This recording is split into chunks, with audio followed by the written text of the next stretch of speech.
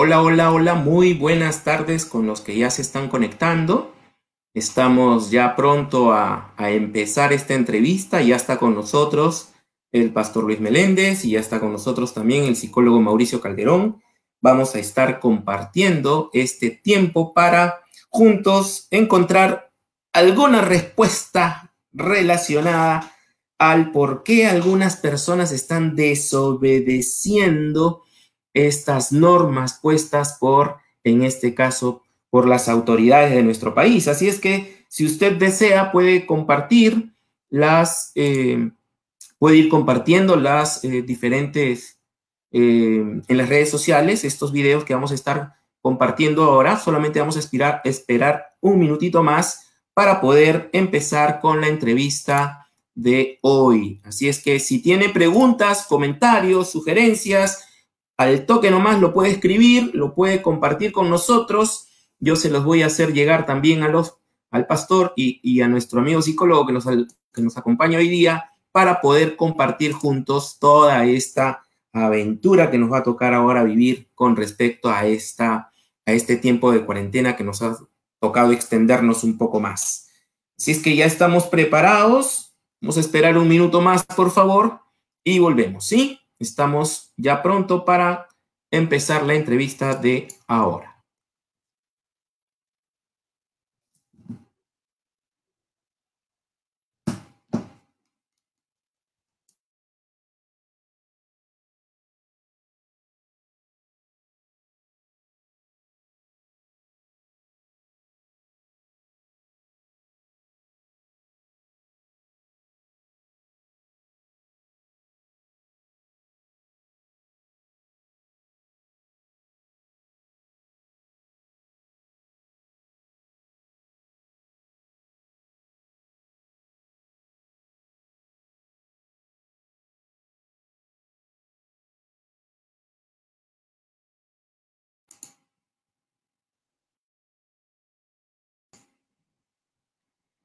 Ajá, ahí estamos.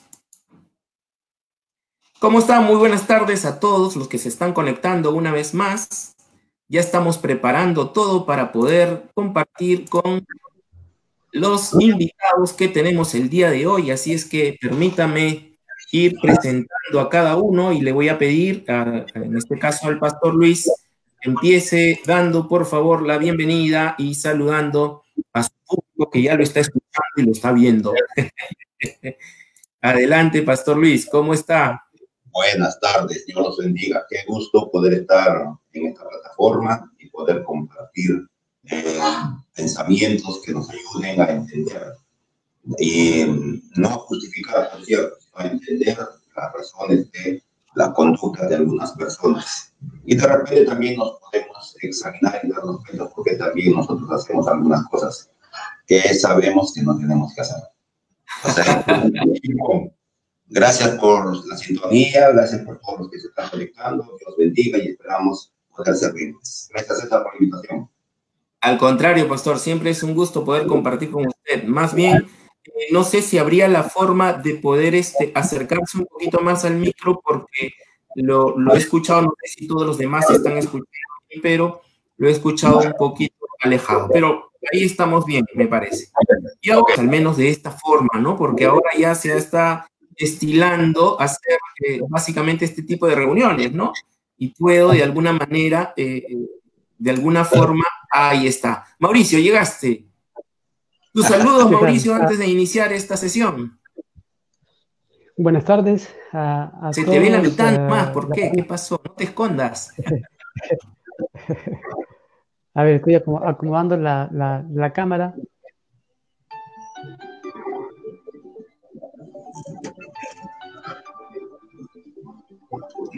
Ahora se te ve volteado. ¿Aló? El mundo está de cabeza, pues. Adelante, Mauricio, te estamos escuchando. Sí, disculpa, parece que me estaba entrando una llamada. Bueno, es un honor estar aquí contigo, César, con el pastor Luis, listo aquí para empezar esta conversación sobre un tema muy, muy interesante. Gracias por la invitación. Así es, te agradezco también a ti por participar en esta sesión para recordarles que el tema que hoy vamos a trabajar es básicamente conversar acerca de por qué algunas personas desobedecen las normas puestas por la autoridad. ¿Cómo es que se ha ido viviendo esta condición en este tiempo, no? No sé si han visto las noticias o han visto alguna de las noticias que han estado pasando, pero que de alguna forma hemos estado encontrando diferentes problemas por parte de la sociedad, de que ahora que se ha dado la apertura, de alguna forma, la gente ha salido en mancha, se ha ido pero masivamente en una condición en la que de alguna forma está. Entonces, quería un poco compartir con ustedes cuál es su apreciación al respecto, cómo es que ustedes están viendo esta condición en la que un grupo de personas gobierno, ¿no? ¿Qué opinión les merece este tiempo de ver a personas que están cada vez más saliendo a calles y haciendo toda una serie de desbarajustes? ¿Es por necesidad? ¿Es porque están cerrados en pensamiento? ¿O qué es? ¿Cómo lo ven? Me gustaría una apreciación desde el lado pastoral, desde el lado que en algún momento, pastor, hemos podido compartir acerca del tema de la honra o el respeto a la autoridad, la obediencia a la autoridad. Y por otro lado, me gustaría, Mauricio, tu apreciación social respecto a cómo es que se van viendo estas condiciones y de qué forma podemos, de alguna manera, evaluar a que las cosas se vayan dando de una mejor forma. Voy a empezar preguntándole tu opinión, Pastor Luis, en este momento. Ok. Toda realidad social tiene un trasfondo complicado. La persona, la cultura, la formación, los valores, una suma de cosas que dan como lugar al código de conducta. O sea, la conducta no es resultado de la nada y ustedes como especialistas saben muy bien, es la suma de una serie de condicionantes previos que comienzan desde la niñez y aún quizás más antes en los legados que los padres dejan a sus hijos. Considero que la conducta del ser humano o del peruano, para centrarnos en nuestro querido Perú, la conducta nace de una realidad cultural. Desde hace años,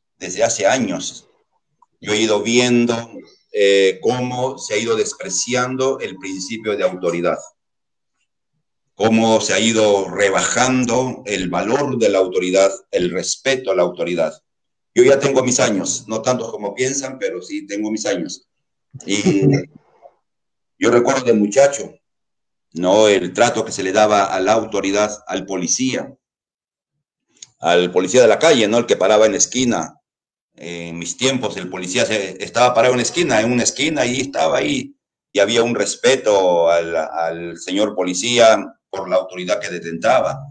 Y para los padres, imagínense que si uno solamente bastaba mirar mal al papá para que el papá nos ponga en nuestro sitio, ¿no? Son otros tiempos, por cierto. Las formas quizás no eran las mejores, pero ¿cuál era, digamos, el intento en aquellos tiempos o lo que había en aquellos tiempos? El respeto al principio de autoridad. Pero conforme han ido pasando, yo entiendo muy bien, yo tengo una lectura de por qué, pero pasando los tiempos, se ha ido rebajando el principio de autoridad. En estos tiempos es tan común burlarse de las autoridades y cuando tú te burlas de la autoridad, tú pierdes el respeto a esa autoridad. Entonces considero que la razón detrás de todo esto está la pérdida de respeto a la autoridad que se da en todos los estamentos de nuestra realidad nacional. Y para terminar en esta parte, como algunos dicen, no salvo otra opinión diferente.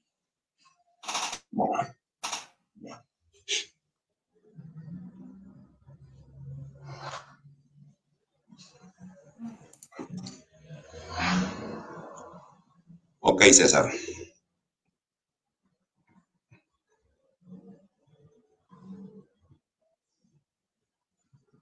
Estaré en el aire.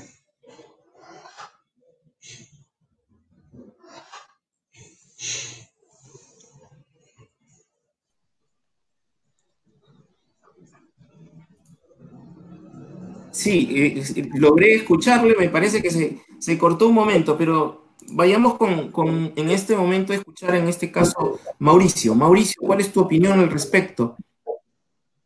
Mm, sí, bueno, yo quisiera comentar algunas cosas que están a la vez muy relacionadas con las que ha mencionado el pastor Luis. Ah, Quisiera hacer referencia a una investigación que hizo el profesor Jorge Yamamoto, que justo fue mi profesor en la universidad, bueno, ya hace varios años atrás.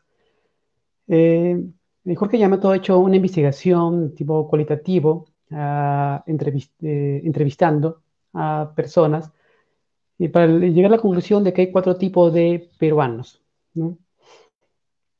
Eh, el ciudadano, el sacha ciudadano, me parece interesante que use ese término quechua, el sacha ciudadano, el sobreviviente y el criollazo, cuatro tipos de peruanos.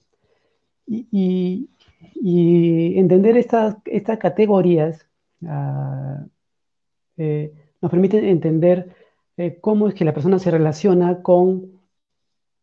eh, con las normas y con la autoridad, y también cómo se le puede motivar a cumplir con las normas, ¿no?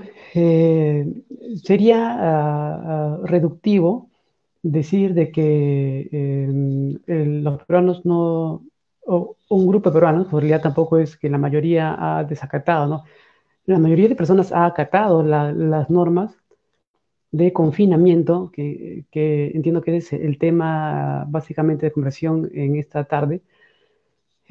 La norma de confinamiento ha sido dura, eh, pone en aprieto económico y la sobrevivencia de mucha gente, pero la mayoría lo ha acatado. Y eso el presidente siempre lo resalta, la mayoría ha acatado. Pero hay algunos que no. Entonces, estas categorías que ha deducido Jorge Yamamoto nos puede ayudar a entender la situación.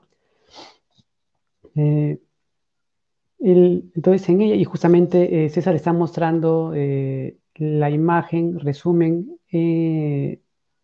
ahorita en la pantalla, ¿no?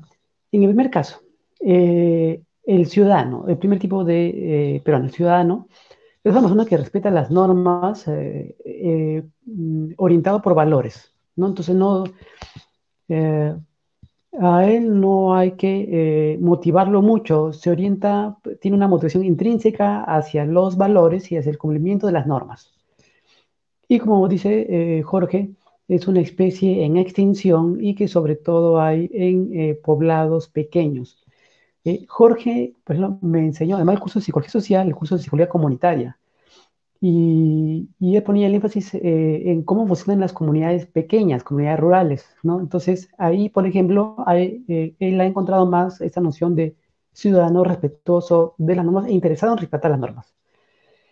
Y el siguiente es el sacha ciudadano. El sacha ciudadano es la persona que se cree ciudadana, ¿no? Se siente ciudadana, se siente responsable, pero eh, saca partido en cuanto pueda de la situación. O sea, puede dejar de incumplir con las normas conforme le convenga. Tiende a cumplir con las normas, sí, pero en tanto que vaya en contra de sus intereses, las incumple, ¿no? Y ahí yo quisiera, por ejemplo, mencionar, hace poco hice una transmisión con jóvenes creyentes universitarios del norte del país. Y por ejemplo, uno de ellos, o bueno, los otros le tiraron dedo a un joven que se había escapado de su casa, había burlado la cuarentena para ir a ver a su enamorada, ¿no? Eh, Esos jóvenes son personas respetuosas de las normas, pero dadas las circunstancias de que no veía 40 días a su enamorada, no tuvo mejor idea que burlar la cuarentena. Entonces, el facha ciudadano eh, es una persona que puede relativizar las normas y incumplirlas en función de sus intereses, aunque en otros momentos en general sí las cumpla. Luego, tenemos también casos, sí, muy aislados de pastores que han abierto la congregación, por más que estaban incumpliendo con la cuarentena, y por más que los evangélicos en el Perú nos hemos definido como que tenemos doble ciudadanía, la ciudadanía de los cielos y la ciudadanía de la tierra, que somos respetuosos de las normas. Sin embargo, hay un incumplimiento ahí como sacha ciudadano, ¿no? Como un aparente ciudadano. Parece ciudadano, aunque realmente eh, no lo es en un 100%. La tercera categoría de Jorge Yamamoto es la del sobreviviente. Y aquí me hace pensar en que el 70% de la población peruana, el 70% de la población económicamente activa es informal, pertenece a la economía informal. Y la economía informal de sobrevivencia, no la economía informal grande o clase mediera, sino la economía de sobrevivencia. Pequeños ambulantes, pequeños vendedores informales. Entonces, para esta población, el incumplimiento de por un periodo largo se le hace difícil, por más que tengan la intención. Claro, algunos no tendrán la intención, otros sí tienen la intención de querer cumplir, pero como han dicho, no le llega ningún bono, y el bono universal parece ser que no va a ser tan universal. Entonces comienza la desesperación porque comienza el hambre. Pero además sale a la calle, o sea, no tiene para comer, sale a la calle a buscar alimento para el día y se encuentra con desorden y se convierte en parte del desorden. O sea, porque hemos visto de que no solamente, bueno, por televisión, que no solamente es que necesita sobrevivir, sino que tampoco vemos mucha intención de querer hacer algo en orden, y en medio del desorden se suma al orden, se suma al desorden, perdón. Y tenemos finalmente al criollazo, en la cuarta categoría en el estudio de Yamamoto, en el cual el criollazo es el que no cree en nada, es el que dice, bueno, de algunos tenemos que morir, por lo tanto, si me muero de una cosa, si me muero de otra, igual, la vida es una sola, por lo tanto hago mi fiesta, invito a mis amigos y ya pues si hay que morir, moriremos, ¿no? Entonces es el criollo eh, el que, el que no tiene interés en respetar la norma y que tiene una percepción de inmunidad. Digamos, su frase central sería, a mí no me va a pasar, ¿no? Le va a pasar a otros, pero a mí no me va a pasar. Eso es lo primero que yo quisiera mencionar. Entonces, para entender por qué un incumplimiento, hay que entender dónde está la población y cómo funciona su economía y cómo funciona su concepción de ciudadanía. Tengo otras cosas más que comentar sobre ciudadanía y sobre psicología social de la identidad, pero quisiera dejarlo para después. Por lo pronto, esas 4 categorías de Jorge me parecen fenomenales para entender por qué. Entonces, luego, en base a eso, es que hay que motivar a la población a sumarse en función de cómo funcionan como persona, como familia, como segmento, ¿no? Hasta ahí. Así es. Pastor, Sí, ¿usted ha podido identificar estos 4 tipos de ciudadanos alrededor de la comunidad, por decirlo de alguna manera? No solamente en redes sociales, sino en la iglesia, porque existen de alguna manera este tipos de conducta, más que de ciudadanos como personas, sino estos tipos de conducta, de que a veces somos muy cuidadosos o a veces estamos que nos cuidamos, pero si es que nos pone ley, otras que ya pues la desesperación, la angustia, los lleva a desesperarse y a salir, y están también algunos criollazos que no importa lo que pase, igual lo hacen, ¿no? ¿Cómo ve esta percepción de la sociedad que en este caso tiene Jorge Yamamoto, pero que de alguna manera podemos identificarlo? pareciera de que no solo hay una radiografía del Perú, sino de cualquier lugar. Porque seguramente en cualquier país y en cualquier realidad van a haber estos 4 grupos con nombres diferentes. Quizás en algunas realidades hay un grupo más fuerte que otro.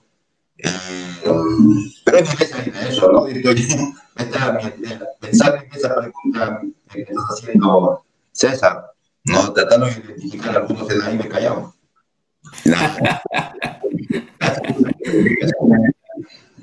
Algunos asisten a nuestra congregación y están dentro de ese parámetro. Y el trabajo pastoral, cuando no solo el mío, sino de cualquier pastor, es llevar a que el cristiano sea cristiano en la China y en la Cochinchina. O sea, tiene que ser lo que el maestro Yamamoto llama ciudadano, o sea, un cristiano, porque encontramos de todo pues, en el Valle de Lágrimas. Muy interesante. Claro que sí. Muy interesante. Claro. Se le escucha un poco entrecortado, pero sí se ha llegado a escuchar las cosas que se mencionan. Yo quería un poco comentar también, no sé si ustedes han recordado o han visto alguna de las noticias que ha estado pasando, ¿no? En este tiempo, donde en Huachipa hay amigos que celebraban fiestas en un hostal en plena cuarentena, o en Talara habían pobladores que agreden a médicos y se roban balones de oxígeno. O sea, llegar hasta ese punto ya es una condición, digamos, yo lo veo ya más una condición ya más psicológica, ¿no? Una condición de temor, de pánico, que está generando toda una serie de conductas que van por encima de las leyes, incluso por encima de las normas, o como lo decía en términos de Yamamoto, esos criollazos o a veces en esos desesperados momentos de querer hacer algo, ¿no? ¿Cómo lo ves tú desde el aspecto más psicológico? En este caso, Mauricio, ¿cómo ves tú esta condición en la que la gente ya en su desesperación quiere hacer cosas que a veces para bien y a veces para mal, ¿no? Yo diría de que hay, bueno, en la década de los 90 se trabajó mucho el concepto de identidad en psicología social, la identidad grupal, la sensación de la persona y de la familia de pertenecer a un grupo. Esa identidad a la persona le transfiere una serie de valores, ¿no? Por ejemplo, y el hecho de pertenecer a una congregación, a una iglesia, la identidad, digamos, el migrante puede llegar a una ciudad grande donde pierde la sensación de identidad que le daba a la comunidad, pero sumarse a una iglesia le da nuevamente una sensación de identidad y eso ayuda a reducir el estrés y le ayuda a sumarse e identificarse con una serie de valores. Pero eso también, el tema de identidad visto en grande, una nación tiene diversas identidades, diversos niveles de identidad. Digamos, todos somos peruanos, sí, a un nivel de identidad. Por ejemplo, si se trata de alentar al equipo peruano de fútbol, como en el último mundial, todos apoyamos y todos estuvimos viendo los partidos, apoyando, fue digamos, un furor nacional como no se veía hace tiempo. Pero luego también tenemos identidades regionales, identidades políticas. Entonces, eh, eh, y ahí se intersecta el concepto de identidad con lo que menciona la investigación de Jorge, que es, hay personas que se sienten ciudadanos y hay personas que se sienten ciudadanos de segunda categoría. El ciudadano de segunda categoría, por llamarlo de alguna manera, es el que vive lejos de la ciudad, lejos de los privilegios del poder.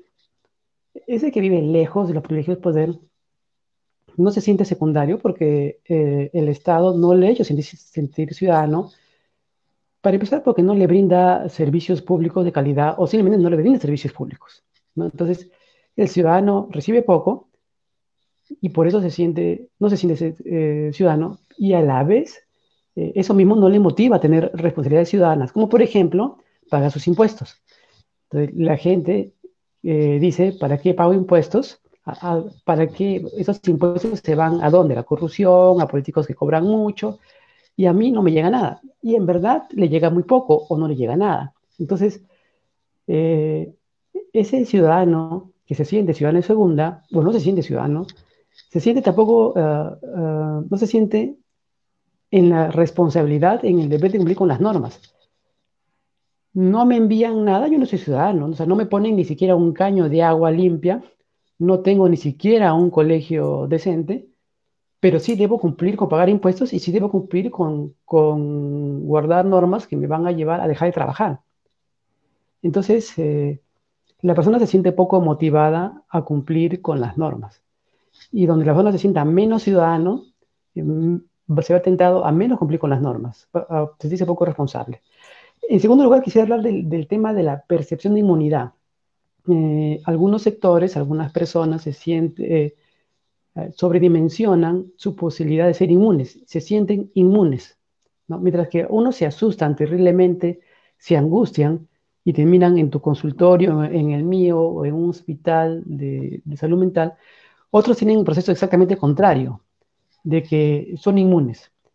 Entonces, este inmune es el que arma su tono y se va a comprar cerveza en plena epidemia. Pues siente que no le va a pasar nada. Entonces, hay una sobredimensión de la probabilidad de que no le va a pasar nada, ¿no? Porque además, y ahí va la tercera cosa que quisiera mencionar, la ciencia ha avanzado poco en la cultura en el tercer mundo y en América Latina en particular. Entonces hay una percepción poco científica de la vida. Es decir, las enfermedades, algunas enfermedades no tienen que ver eh, con algo que se propague en la vida, sino tiene que ver con conducta. Es decir, la probabilidad de enfermarme tiene que ver con mi conducta. ¿Ya? Esa percepción ha entrado poco en América Latina y en tercer mundo. Entonces, por eso es que se puede dar esta percepción de inmunidad, ¿no? Entonces, eso en relación a por qué algunas personas se sienten inmunes y por qué no cumplen con las normas.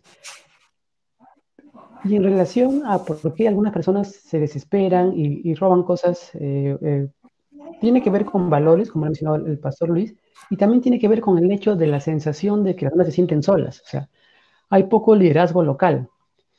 Y eso tiene que ver con el hecho de que en parte el Ejecutivo ha concentrado el liderazgo fuerte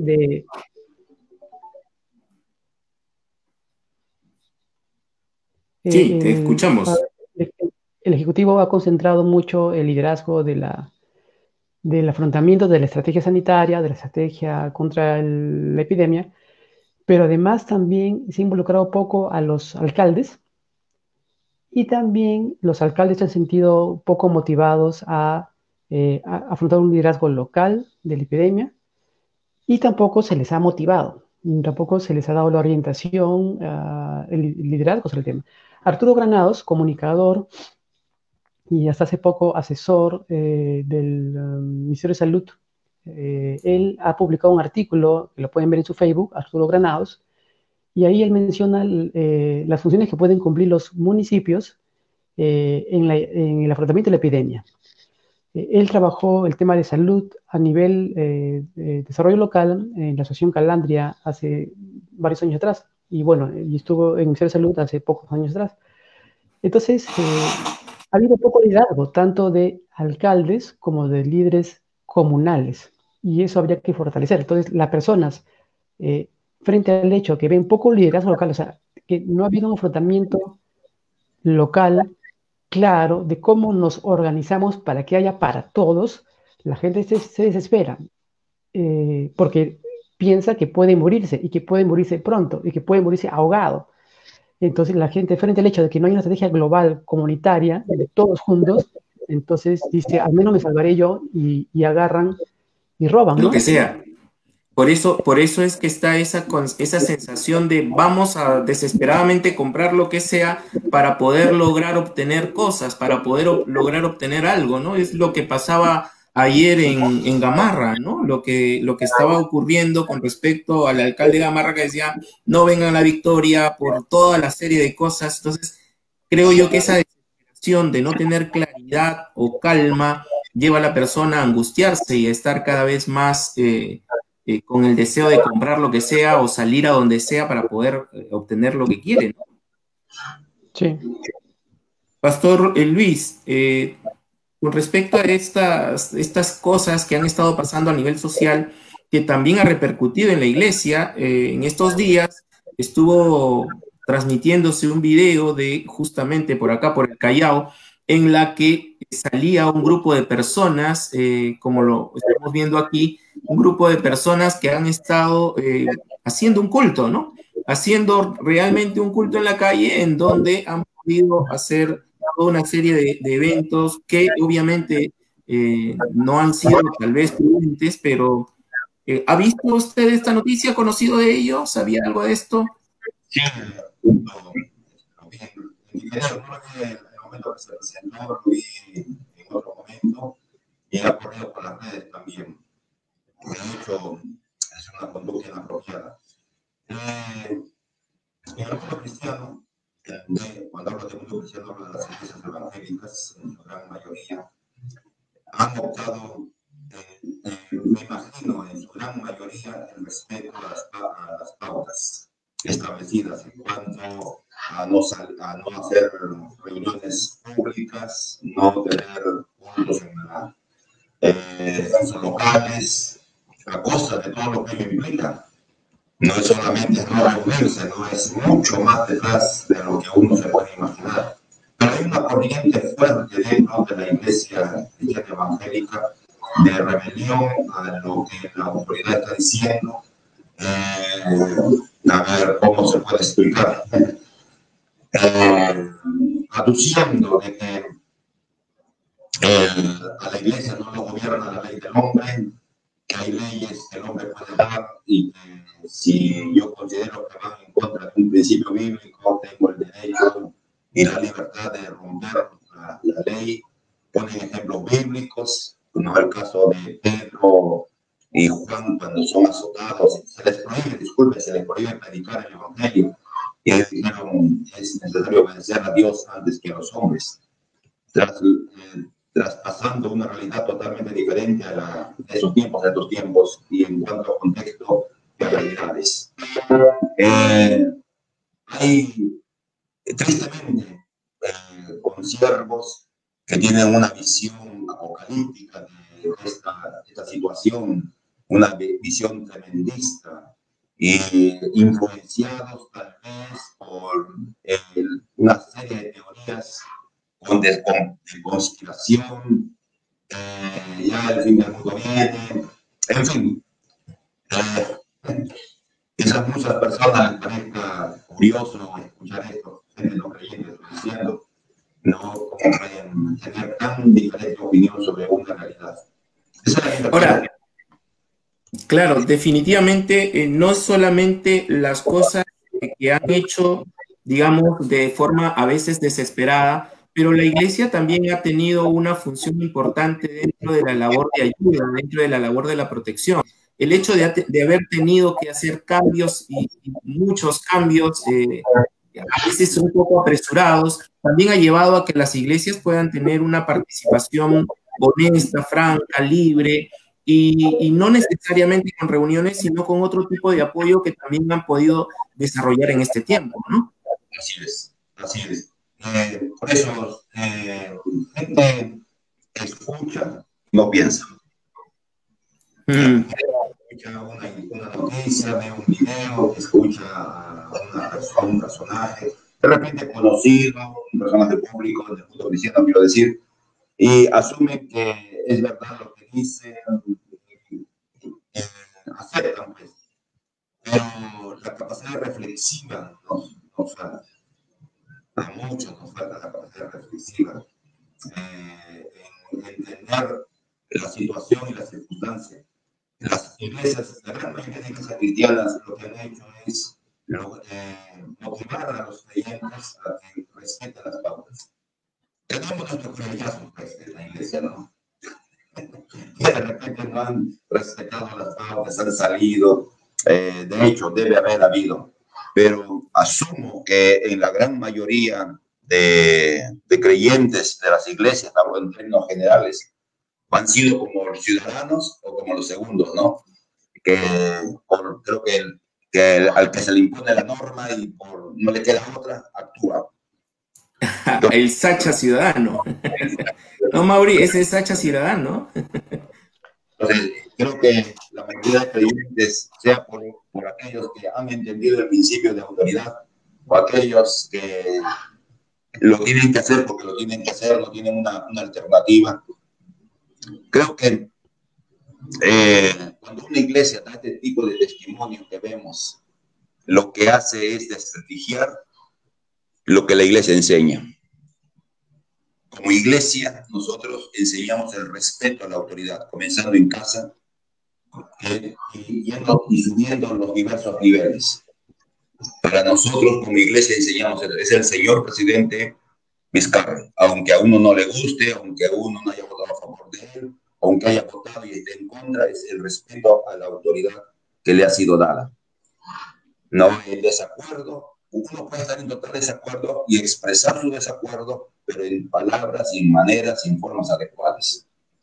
No, porque cuando leemos, a veces en el Face, alguien pone un comentario de carácter político y sale, ay Dios mío. Sale todo. Ahí salen los cuatro tipos de... Ahí sale el criollazo, ¿no? El sobreviviente. Sale ciudadano, el sobreviviente y el criollazo. No vayan a terminar siendo Sacha cristianos.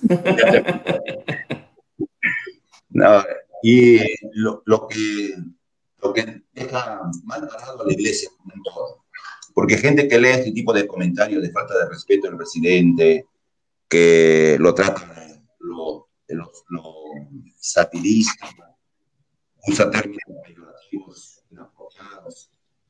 No es posible, vamos a pensar en es posible que esté cometiendo errores graves. De hecho, yo creo que sí.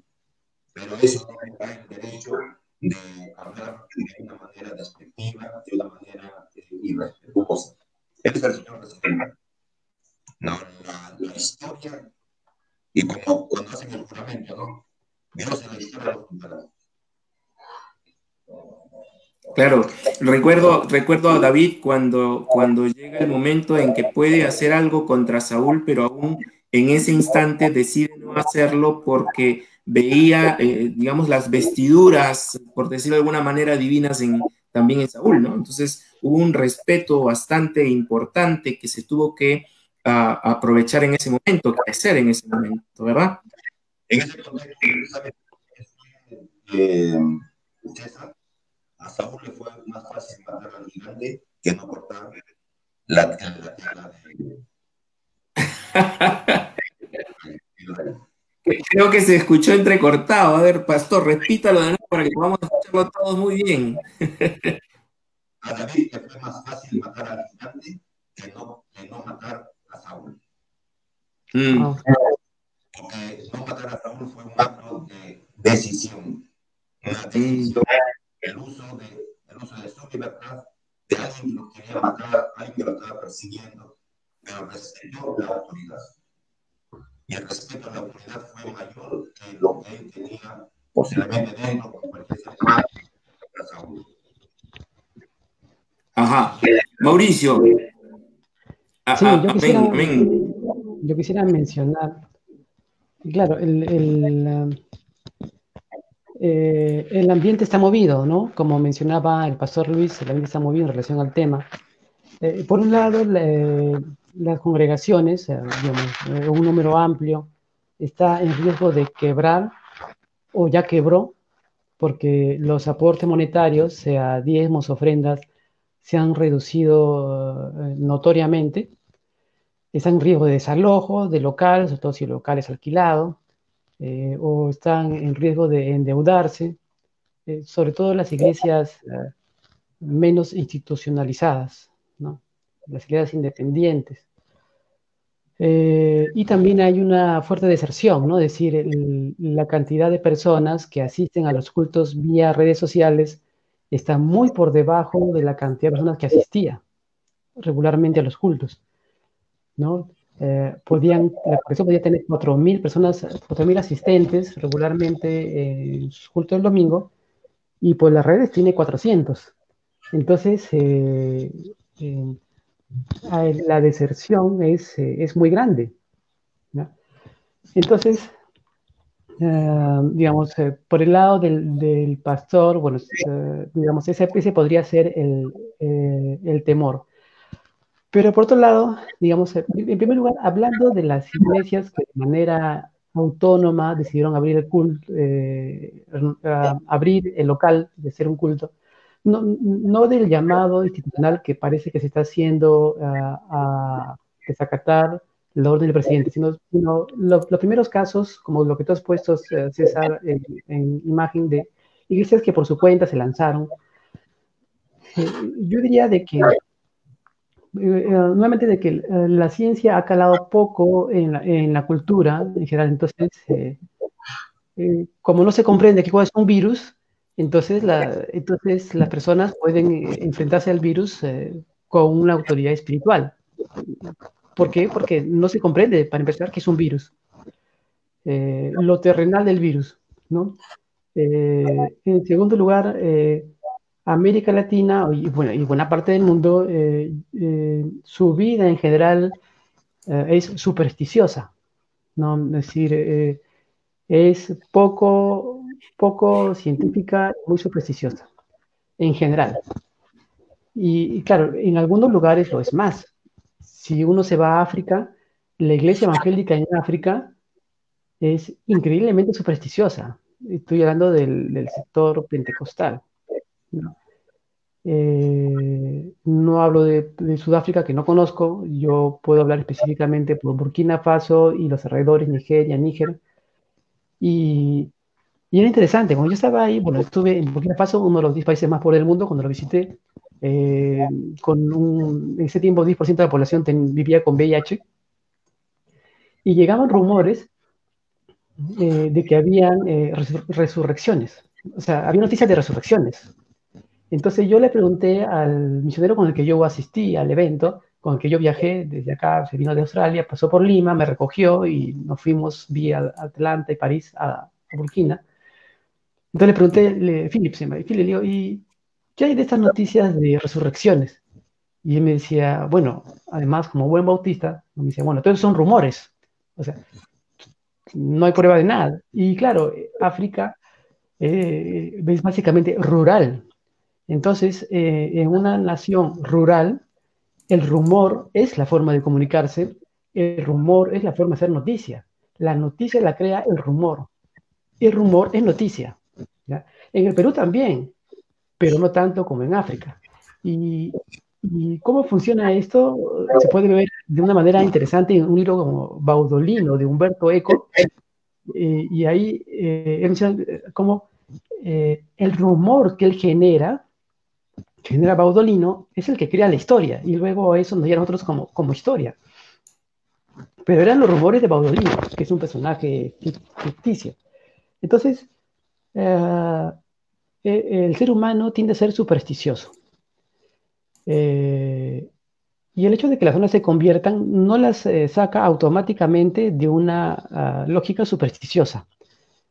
Eso debería ser parte de un proceso educativo, largo, por cierto. Entonces ahí la iglesia puede ayudar a hacer retroceder la superstición, ¿sí? Junto con la educación formal, pero es una cosa que todavía está en camino. Entonces, para la persona supersticiosa que asume su fe, en este caso evangélica, de manera supersticiosa, entonces puede inflar su percepción de inmunidad a partir de nociones de su fe, como el hecho de sentirse por encima de la naturaleza, ¿no? Sentirse por encima de la naturaleza. Entonces, su fe, la fe evangélica, le da un poder sobre la naturaleza de tal manera de que puede enfrentarse a los virus. Pero no solamente eso, sino que además su fe evangélica también se suma a la falta de respeto a las normas, la falta de respeto a la autoridad, como ya lo mencionó el pastor Luis. Entonces, como el ser humano es uno solo, y entonces se cruza su fe evangélica, su interpretación de la palabra de Dios, con su anomia de la falta de respeto a la autoridad, con su superstición.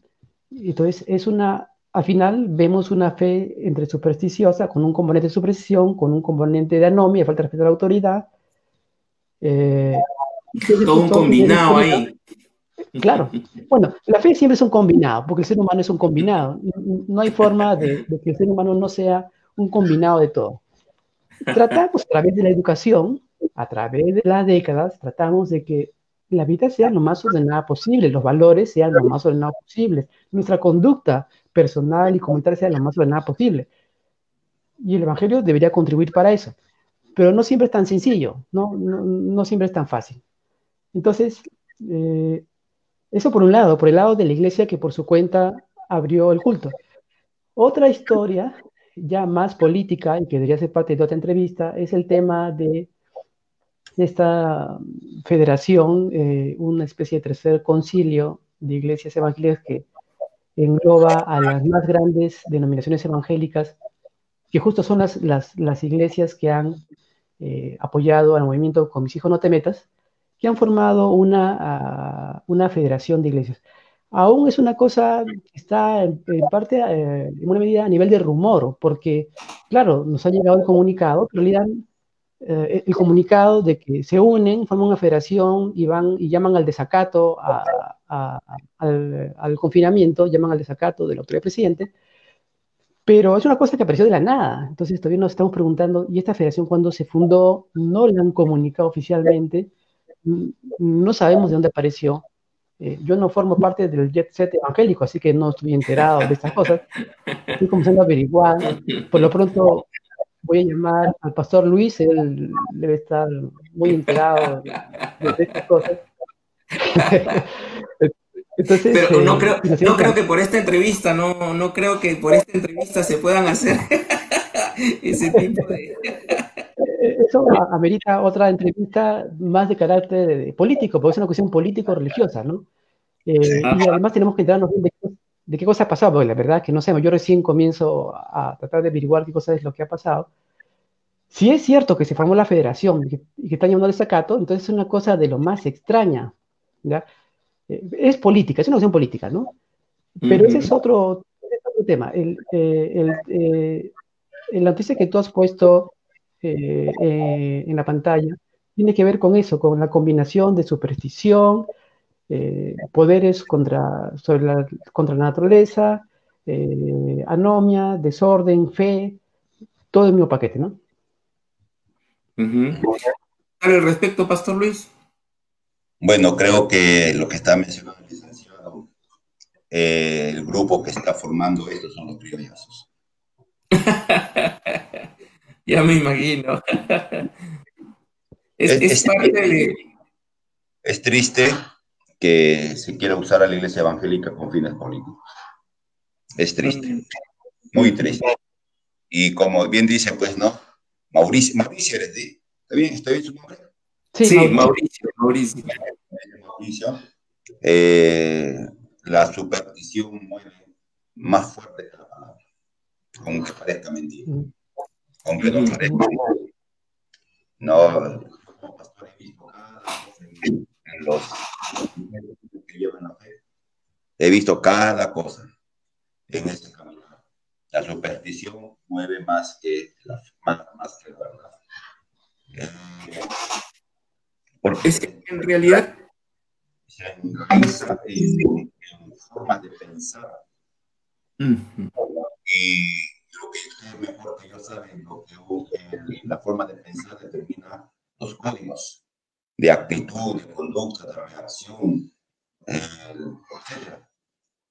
Entonces, hoy día, en esta situación, si este movimiento está promoviendo muchos de los, básicamente del sector pentecostal, clásico, fundamentalista, posiblemente estén corriendo por la propuesta, no por la propuesta de querer volver a los cultos. Es triste la situación y refleja, pues, ¿cómo lo digo? Para ser muy respetuoso de esas personas. Intereses, básicamente. Hay intereses, lastimosamente.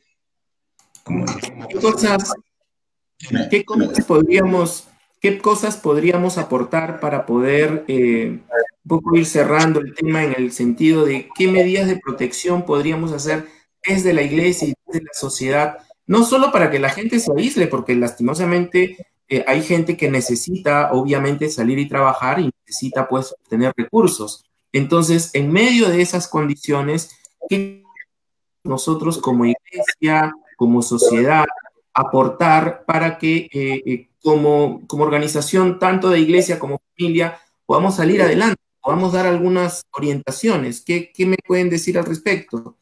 ¿Qué tipo? En primer término, la iglesia como tal, en muchas iglesias, hace una labor silenciosa, no publicitada, no conocida, de apoyo primero a su gente, no a su gente, o sea, a los que son parte de su congregación. Ahora, con los recursos que muchas congregaciones tenemos, no podemos ayudar más de lo que quisiéramos en el aspecto social para comenzar. Pero hay iglesias que tienen recursos y tienen puertas abiertas para obtener recursos que están haciendo y es público. Es público que varias iglesias están haciendo. Eso es por el lado social. Por el lado de ayudar a la congregación básicamente, porque nuestro alcance es básicamente la iglesia. Pero no por eso dejamos de interesarnos por las personas. Es a través de las diversas plataformas desde que comenzó, como ejemplo la IBE Callao y muchas otras iglesias igual que la nuestra.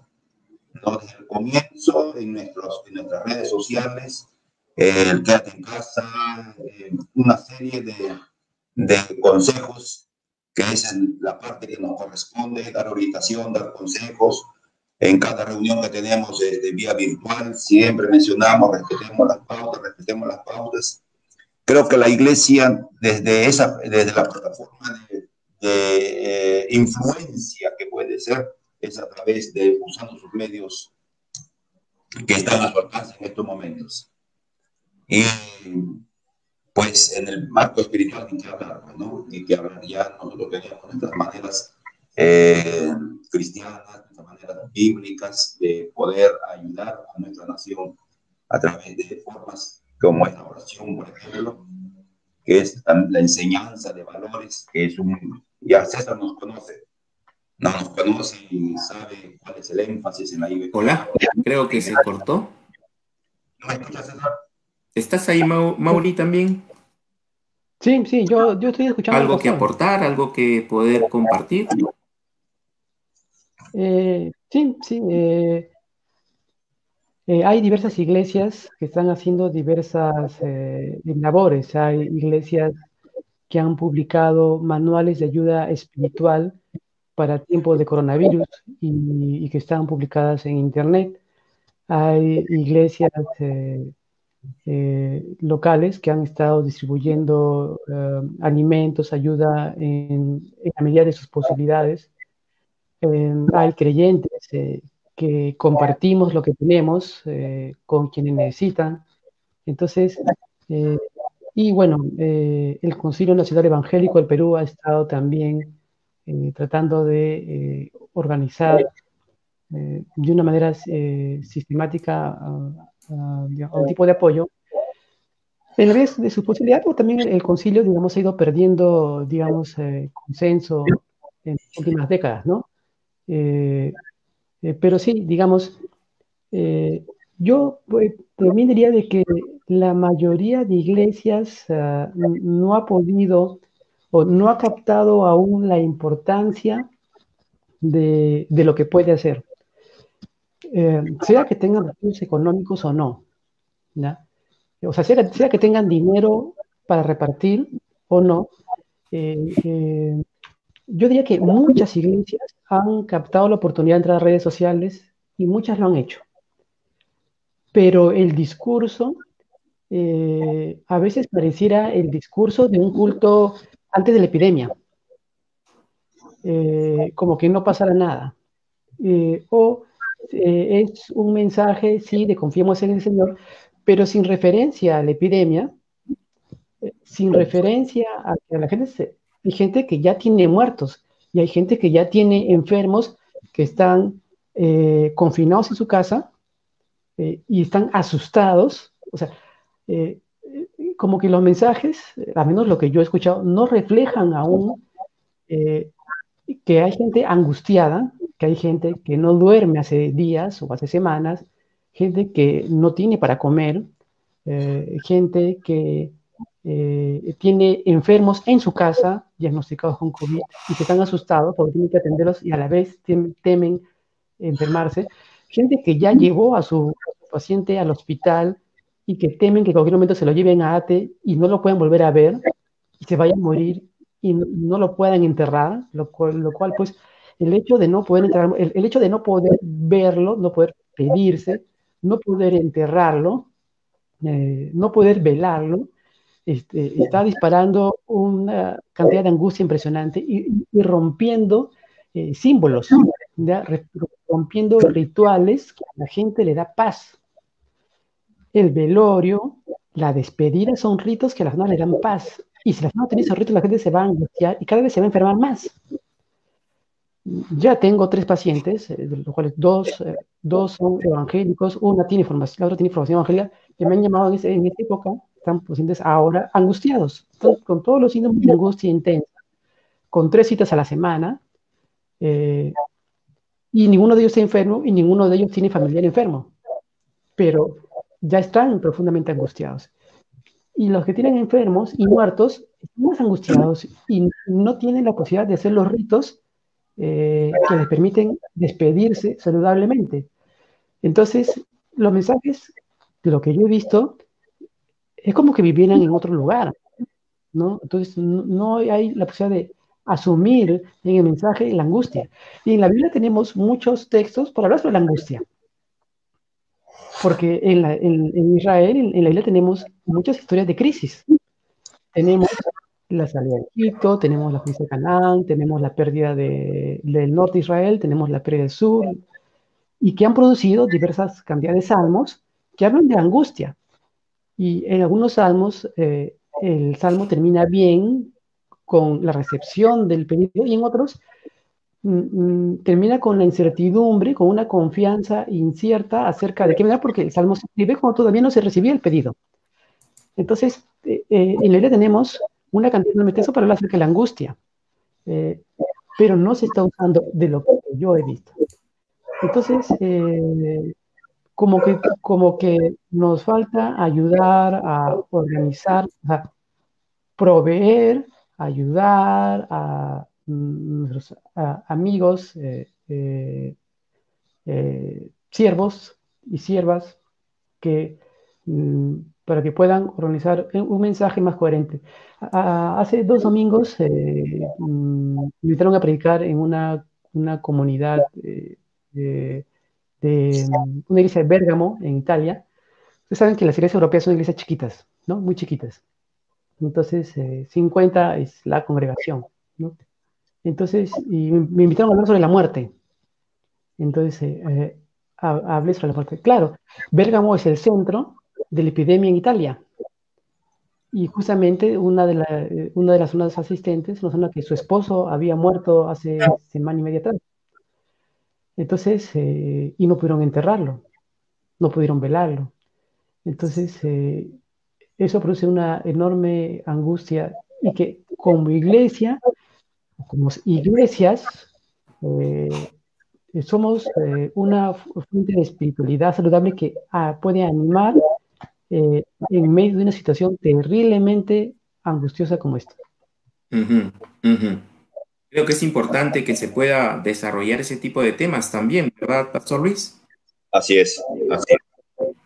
Estamos tratando en las noches, los miércoles, los días de lunes, las emociones.